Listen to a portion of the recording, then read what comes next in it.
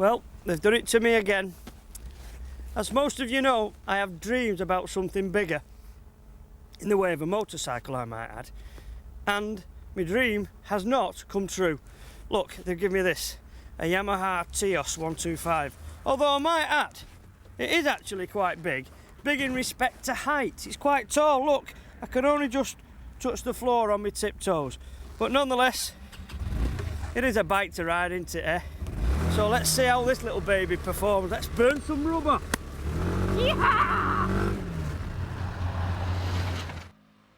Burning rubber? I don't think so. But having said that, this is a nice little 125 machine.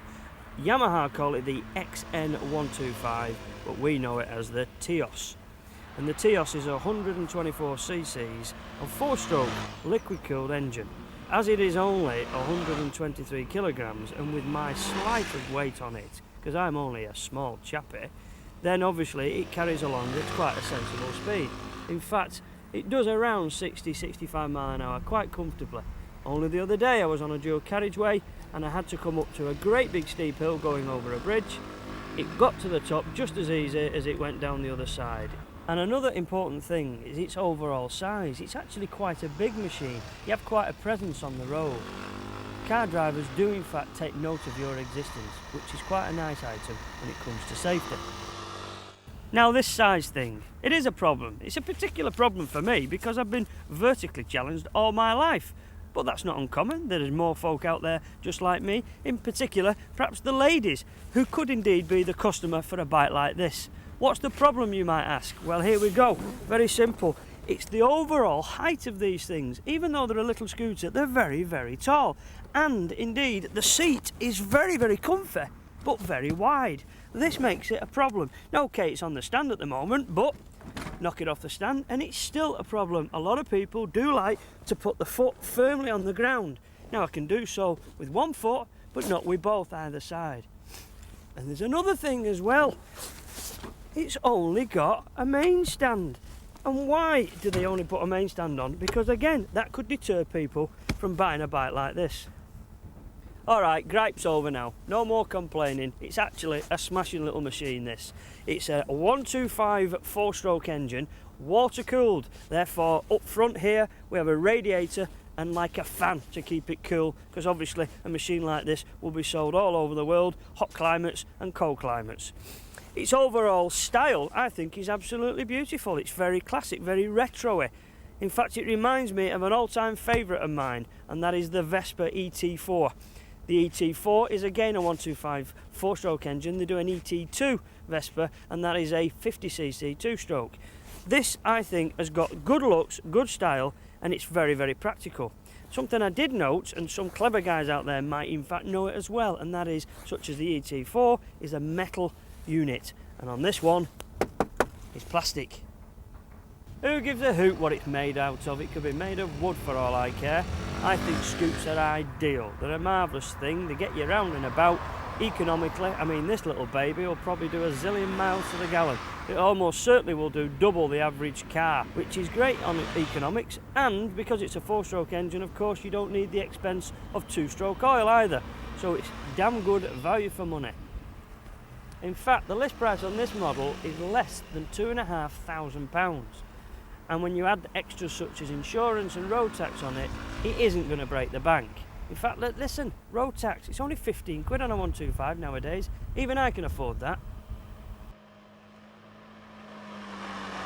I'll tell you what I want to do. I just want to remind you out there, for those of you who are not regular motorcycle users or scooter users, how easy it is, the basic fundamentals of riding a little scooter like this.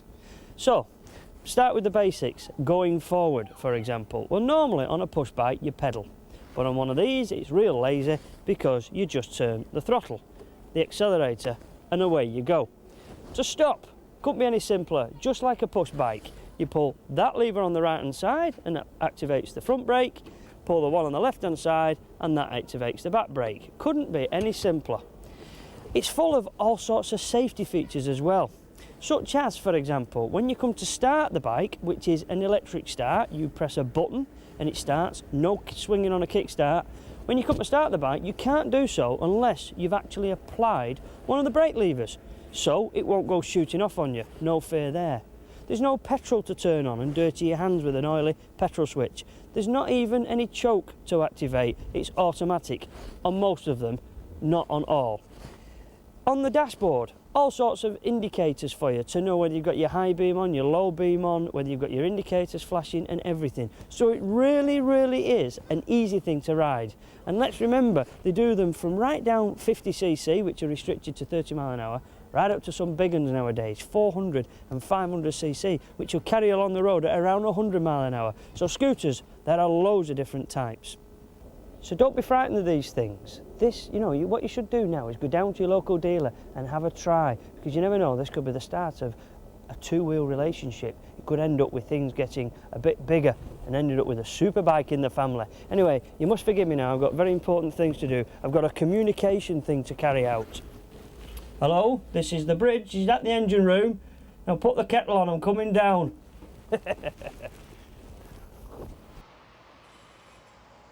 Now, if you've been watching over the last few weeks, you'll know that I've been road testing various different types of scooters. If you haven't been watching, I want to know why. One of the scooters we first did was that little slider, the 50cc. Then we did the 100cc Aerox 2-stroke, and then we did this, the Teos, a 125 4-strokes. Three entirely different types of scooters. One that was a little thing that was bare, naked, had no leg shield, didn't know what it was, a scooter or even a street fighter. Then the Aerox, which is very stylish, that's just like a space age machine right into the 21st century. Then this, which is more like a retro, a classic line, entirely different. In fact, talk about different, there is every different type, style and size of machine you could ever want. It's horses for courses, don't ask me which I prefer. And talking of size, I'm just curious to know, does my bum look big in these pants? It's the padding, you know, it's the body armour.